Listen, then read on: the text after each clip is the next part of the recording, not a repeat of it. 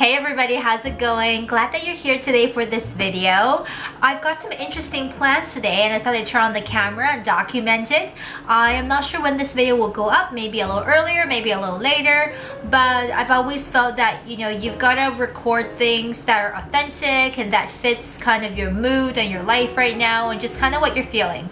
So during this period of time, a lot of what I'm feeling is I want to get some sewing done. I'm a little bit less into beauty at the moment and a little more into crafting and sewing and lifestyle and listening to podcasts and stuff like that. So that's where I'm at, and I'm about to start a new project for my mom. So I thought it would be interesting to maybe document it to see where we get with this. I make no promises, but we'll see. So I have a piece of fabric that my mom had passed on to me because she doesn't really sew anymore and her eyesight's going and she hates threading the needle and just all the fidgety things. She used to sew a lot for myself and when I was little, and then a bit for my dad as well, but it's been a long time since she made any garments. Now she has a friend, I think they're probably from university. Maybe they were like dorm mates or something like that way back when, and her friend came to visit us here in Vancouver and brought a really, I think it's a really thoughtful gift. Mom is kind of like, it's really nice, but what do I do with it? And she didn't know what to do with it, so she kind of gave it to me and said, hey, if you can make something out of this, that's great. I think it has a lot of really sweet sentiment to it. So her friend had brought her piece of fabric from when she was on a trip. And my mom used to work in the arts, kind of applied arts and design, stuff like that. So a lot of her friends are also in that the career field. And a friend of hers went to a part of China. So China is made up of many different peoples of many different ethnic groups. I, in theory, belong to an ethnic group, just the most populous ethnic group, but there are very many others, and they all have their own particular traditions and sometimes ethnically significant clothing and arts and stuff like that. So one of the ethnic groups, and I'm sorry I haven't actually looked it up before filming this video which one it is, but they have a tradition of a particular type of hand dyeing their fabrics. And this was a length of fabric that her friend, my mom's friend, had bought and gifted to my mom. So it almost looks like, I want to say it looks like a batik or wax resist, but I don't think it is. When I look at the edge of the fabric, and the fabric I don't think is dyed in a roll and cut. I think it is cut to a particular length and then tied and dyed, because one of the edges still has a bit of thread that was probably used to like scrunch this together and make this particular pattern. Actually, let me get close so you can actually see the texture and pattern of this fabric. So yes, it looks like that. It has a bit of that crinkly texture. And so this is kind of a traditional type of handicraft that they do, and she brought it as a gift all the way across the Pacific Ocean for my mom, and I thought it was really sweet. So I do want to make something for mom that she can wear and, you know, whatnot.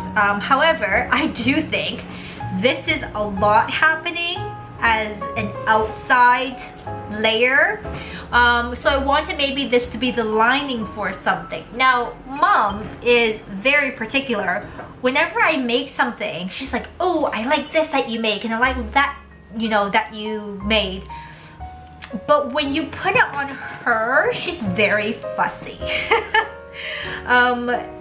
Things that I make that I wear, you know, home, she gets excited about, she wants to try it on, but she's just kind of fickle, you know, moms.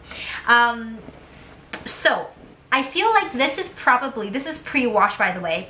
I feel like this is probably 45 inches wide, and I would say this is like a meter, maybe 2.5 meters or 2.25 meters, so a good length of fabric.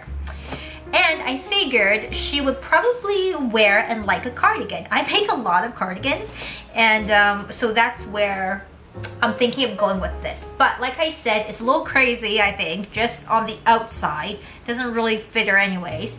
So I have this piece of fabric I want to use for the outer.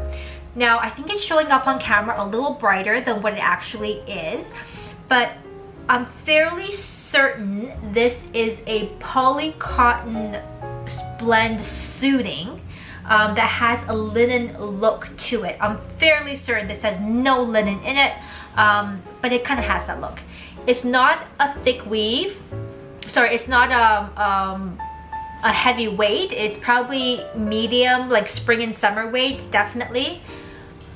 And it's pink with some interesting colored specks running through it. You might not be able to see the specks. We'll have to maybe give you a close-up later. So I'm thinking this on the outside, and then the lining on the inside, kind of like that. So the lining will still be fun, it will still be special for her, but it's not like, whoa, there's a lot happening, right? So let me throw this to the side. All right, I dug through my collection of patterns, and Mom's a little bigger than I am, and I've never actually made a garment for her to wear. Yeah, that's not like one size fits most. So I have this, and I think this will be fine. This is, actually, there's a story behind this one too. You want to know about it? Let me tell you the pattern first. I'll tell you the little story. So this is McCall's 6789. It is from 1993, like if you couldn't tell, and it's a set of coats, like oversized loose-fitting coats. They're calling it the 3-hour coat. Comes in small, medium, and large. And I unbagged this pattern, and this entire clump of very badly folded pattern pieces like exploded out of the envelope. And here's the story behind this. So way back when my aunt had moved to the States, she dabbled in sewing, and this is back like in the 80s, 90s when she moved to the States.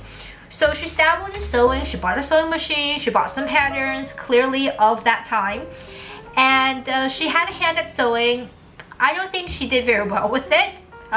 If the pattern pieces are any hold any truth, she really like chewed up the pattern pieces with her scissors. You know, I am so careful about like cutting around the edges, you know, don't break anything, stuff like that. She kept all the pieces together, but it's like, it's so roughly cut. It was kind of funny. And I don't even know if she ever really made this coat to completion, but all the pieces are there. I'm gonna have to do some work to iron it out, and they were just kind of like stuffed into the envelope. I never opened this pattern because I didn't feel like making it up until now for Mom. So what does this actually say? This is the Mrs. Lined or unlined coat in 2 lengths with a tie belt. Oversized coat has kimono sleeves with sleeve facing turned back, so it's a roll-up cuff with the underside showing. So I think that would be really nice. Like this will be turned up along the cuffs. Shoulder pads, I might omit the shoulder pads. An option of buttoning at the neck and at the waist. Tie belt is optional. So I had a look at the pattern instructions, and how many minutes are we? Oh, we're already 9 minutes in. Okay, I might show you the pattern instructions today, or I might do it in a different video. We'll have to see. But I looked at the instructions. It doesn't look too hard. Actually, I think this is a better look at the garment. It's pretty straightforward. I'm going to make the version that is lined for Mom, so I can use that special hand-dyed fabric on the inside and then the pink on the outside. Mom doesn't really wear pink, but she'll have to deal with it because I am making it and I like pink.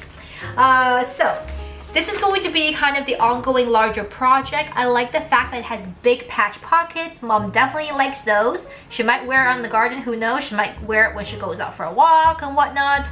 It's pretty loose and casual, which I think she'll like as well. And I don't even think, yeah, you don't even need closure. Just kind of throw it on and go. It'll be a nice spring and summer type of a garment. And it'll be a gift for Mom. Not in time for Mother's Day, but hey, it'll be nice.